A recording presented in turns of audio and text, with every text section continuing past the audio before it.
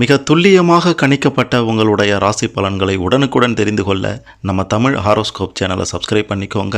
மறக்காமல் பக்கத்தில் இருக்கிற பெல் பட்டனை டச் பண்ணி ஆல் அப்படின்ற ஆப்ஷன் வரும், அதை அழுத்திக்கோங்க. அப்போ தான் நம்ம போடுற வீடியோக்கள் உங்களுக்கு வந்து கொண்டே இருக்கும். சிம்மம் ராசியில் பிறந்த உங்களுக்கு 2026 ஏப்ரல் மாதம் 20ஆம் தேதி திங்கட்கிழமைக்கு பிறகு 10 நாட்கள் உங்களுடைய கிரக நிலை, கிரக மாற்றம், குரு பகவான், சனி பகவானின் நிலையை பொறுத்து என்ன நடக்கப் போகின்றது, குடும்பத்தை விட்டு பிரிய போகும் ஒரு உறவு, எதை செய்யணும் செய்யக்கூடாது அப்படின்றத பற்றி தெளிவாக பார்க்க போகிறோம்.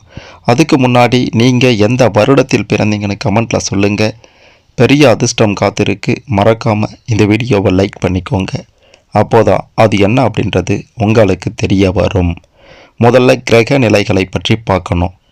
உங்களுடைய ராசியில் கேது பகவானும், ரண ருண ரோக ஸ்தானத்தில் சந்திரன் பகவானும், களத்திரஸ்தானத்தில் புதன், ராகு, செவ்வாய் பகவானும், அஷ்டமஸ்தானத்தில் சுக்கிரன் பகவானும், சூரியன் பகவானும், சனி பகவானும், லாபஸ்தானத்தில் குரு பகவான் என கிரக நிலைகள் அமைந்திருக்கின்றது.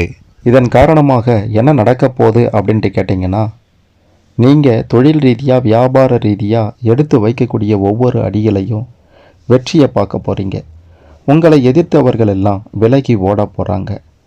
பண வரவு சிறப்பாக இருக்கும். நீங்கள் மிக பெரும் அளவிலான லாபத்தை பார்க்க போகிறீங்க. கூட்டாளிகளிடம் சற்று எச்சரிக்கையாக இருக்க வேண்டியது அவசியம். மற்றபடி தொழில் ரீதியாக, வியாபார ரீதியாக கொடிகட்டி பரப்பிங்க. வேலை செய்கிற இடத்துல பதவி உயர்வு, சம்பள உயர்வு தொடர்பான நல்ல செய்திகள் உங்களை வந்து சேரும். அடுத்து குடும்ப ரீதியாக பார்த்தீங்கன்னா, நீங்கள் வச்சது தான் சட்டம் அப்படின்ற நிலை உண்டாகும். உங்களை மதிக்காதவர்கள் கூட மதிக்க போகிறாங்க. தாய் தந்தை வழியில் லாபம் உண்டாக போகின்றது. பூர்வீக சொத்து பிரச்சனைகளை சாதகமான பலன்கள் கிடைக்கப் போகின்றது. கணவன் மனைவி பிரச்சனை தீரும். புத்திர பாக்கியம் இல்லையே, குழந்தை இல்லையே என்று ஏங்கியவர்களுக்கு நல்ல செய்தி வரும். அப்படி பல சம்பவங்கள் குடும்ப ரீதியாக நடக்கப் போகின்றது.